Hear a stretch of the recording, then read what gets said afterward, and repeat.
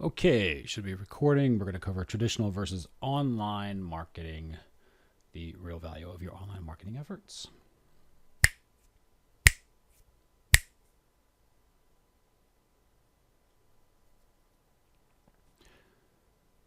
In this video, we're going to take a look at the traditional forms of advertising versus online marketing, and really the real value of your online marketing efforts. So now there's sort of been this long-standing debate among online marketers, and that really is digital the new normal?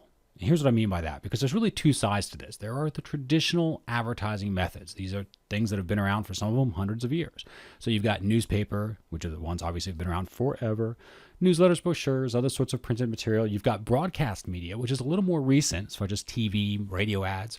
You've got direct mail, flyers, postcards, catalogs. You've, of course, got telemarketing. So all of these are sort of those traditional approaches. They're proven. They have high success rates. They have long-standing processes that have been around forever, and everybody seems to sort of understand them. And of course, they've got their own metrics. You've got different rating agencies that test the ratings to see who's doing what and how effective they are. Now you've got digital on the other side, and this is where you've got all this sort of newfangled marketing efforts. Now these are all focused on electronic devices, and that's kind of what makes them digital, of course. So it's things like websites, social networking, content marketing, banner ads, Google Ads, including AdWords, video marketing, all sorts of other stuff. Now, are these cost efficient? Absolutely. They're absolutely cost efficient. And what's the best part about this is that they've got unprecedented reach. You can reach an entire world as far as an audience. And it's pretty cheap to do so compared to what it would cost you to, for example, put a TV spot up on the Super Bowl. Now, do you need to have both of these forms of advertising? The answer really is quick. No, you absolutely don't. What you need to do is look at what is most effective for your business. And this is determined by what type of business that you have. I mean, if you have a local business that is only focused around the business that happens to be around your block, maybe you're a sandwich shop and you focus on, let's just make it a little more specific. Let's say you're in an office building and you happen to own the restaurant that is within an office building. Well, your target is really the office people within that building, right? It's those workers. So there may not be a great way for you to create a website that's just for them versus just putting flyers on their desk every morning. You probably get a better response, at least initially, with flyers on the desk. Then you would use something like digital marketing to help build an email list, or maybe you could get them to sign up for daily specials and things along those lines. So what exactly does this mean? Well, it's choosing the medium, obviously, that is more cost effective for you. It's the one that's easier to implement and can get you faster results.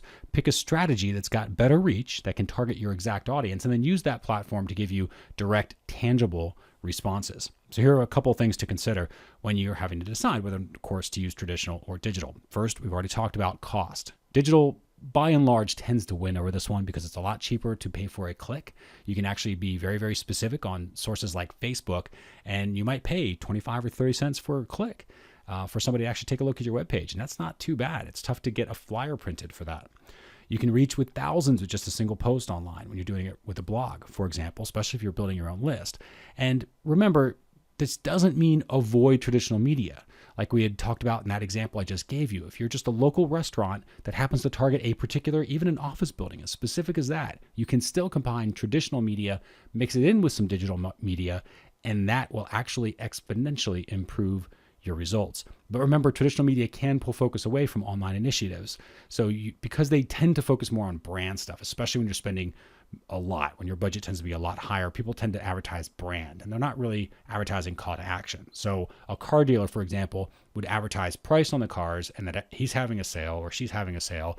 And how is that different from any other car dealer in the planet? They're all having sales all the time. There is no difference. All it really does is try to make you top of mind and remember their particular brand for a very short period of time and hope that you happen to be in the market for a car. What might be better is if they had some sort of online marketing campaign that targeted you as a buyer and that gave you an option to say, you know what, I want to know about this new particular model, or I'd like to know about sales in about a year and a half because that's when I think I'm going to be ready for a new car.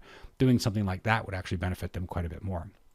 Now, when it comes to your marketing, of course, you worry about the messaging. The messaging has to match the medium that you're using. Digital platforms, they're individual conversations. And more so, this happens in digital media than it does in traditional media. Traditional media, people will create commercials and it's like they're talking to a whole bunch of other people on the other side of that screen. And that's not necessarily what they should be doing, but it happens like that. But with digital, you're really making a blog post for that one person on the other side. When you're writing a social media post, you're writing it for that one person who happens to be on their other end of that Twitter stream or that Facebook timeline. And when you do that, you're having these individual conversations, you can really make a better connection. And of course, you'd want to take a look at your audience, make sure if you're going after an older audience, you might want to use things like direct mail because they still are checking mailboxes, they still are buying newspapers. So you might want to mix a little bit more traditional in there. Metrics, let's talk about metrics. So digital campaigns, hands down, it's a lot easier to track your metrics with conversion pixels, with the tracking that's out there, including free services like Google Analytics. Whenever you buy advertising, Google AdWords, Facebook, Twitter, they all give you the ability to track your results. So you can get very, very specific. You will actually know how many people clicked on the ad, how many people saw your page, how many people converted into maybe giving you an email if that's what your call to action was, or to buying your particular product. All of that will report digitally. It is unbelievably easy to track. That's a whole lot easier than maybe buying an ad and placing a coupon in the newspaper, or buying a coupon book where you put your coupon in the coupon book, because it's a little tougher to track those results. I mean, yes, people might bring in a coupon. You could force them to do that, but not everyone's going to do that. And those things get lost. It's just a little tougher to track that sort of stuff, especially if your ad doesn't contain a coupon, because then what? They're just supposed to say they heard about you on the radio. That's difficult. People try it, but people just by and large, when was the last time you said that? So it's probably not the best thing to be able to track. Accessibility. Now with smartphones, accessibility is everything. So everybody's reshaped when it comes to how they access the internet. That's just why you've heard for probably years now about how mobile is the next big thing. And really, all that really means is the screen size is getting smaller. That's when we think mobile, that's all you have to think about, is screen size. So instead of carrying around laptops, which technically were the first form of mobile, right? But nobody screamed about that. They just talked about mobile now because they're talking about these screen sizes. So these little teeny screens people can actually interact with while they're having conversations with other people, while they're walking down the street talking to their friends. And everybody's doing this. You're probably checking your phone right now. See, caught you.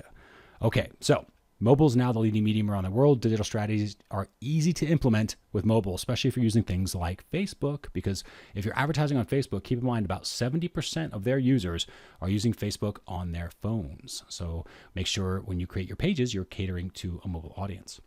Next, digital marketing gives businesses direct response, even with a limited budget. So it's not just that you're out there branding, saying, hey, look at me, here I am, please buy something.